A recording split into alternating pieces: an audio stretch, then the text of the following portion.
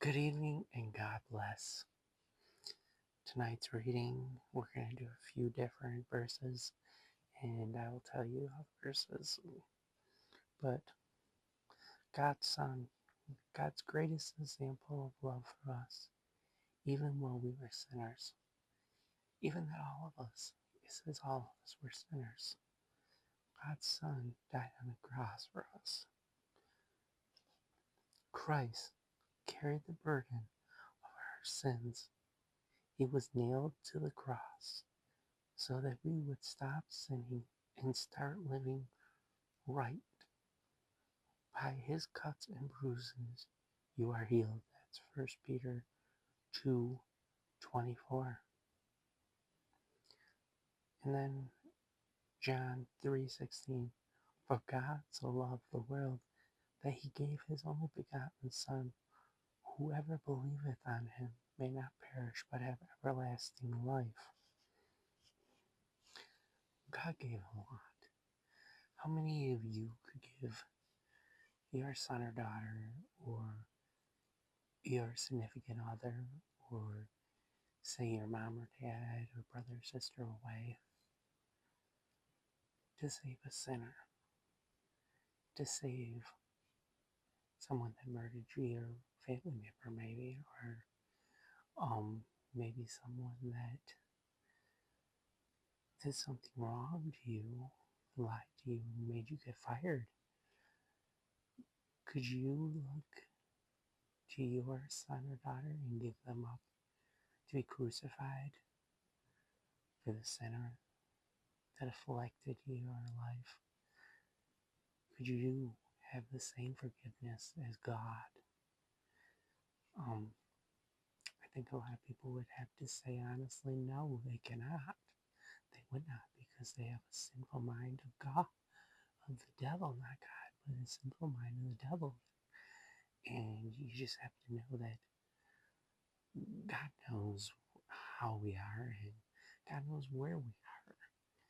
And like I've always said on some of my older posts, some people that now watched the Amish faith is very much like that. They forgive. They had a school shooting at once, and all these kids were killed, and they were going up to the people, the family member, and saying, "We forgive him." There's a book out about it. I do believe there's a movie out about it too, but this is based on a true story. They went up and forgave. This is what they believe in, and this is how I believe actually. No matter what the sin is, I don't care what you did. And when I say I don't care what, it means any sin, small or big. God is your judge. I am not your judge. It says that quite clearly in the Bible. We shall not judge in Matthew 7. If we judge, we have a log in our eye, and then our brother or sister has a little speck in theirs. So don't judge. Just know, yeah, we don't have to back up or believe in what they did. We might be like, how can God forgive that person that killed that person, or that person that raped that person, or that person that burnt that house up and knew them people were in there?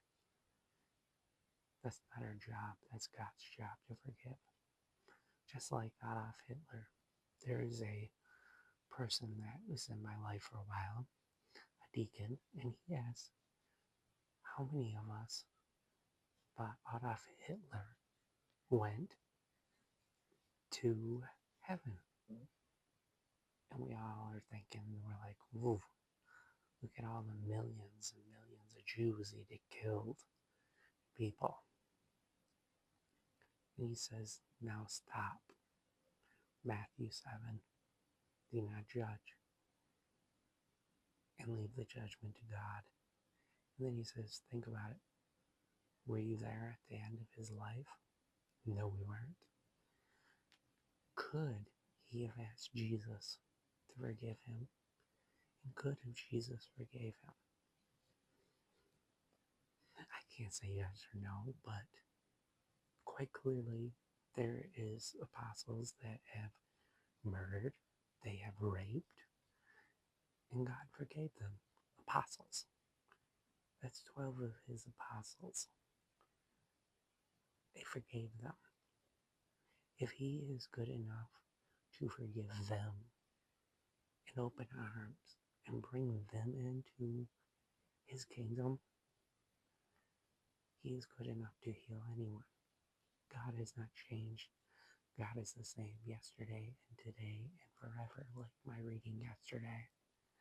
So just keep your heads up. Know that God forgives you. And if you need help, come to someone. Talk to them. If you're struggling with something, pray with someone. You'll be surprised how many people out there that was willing to help you.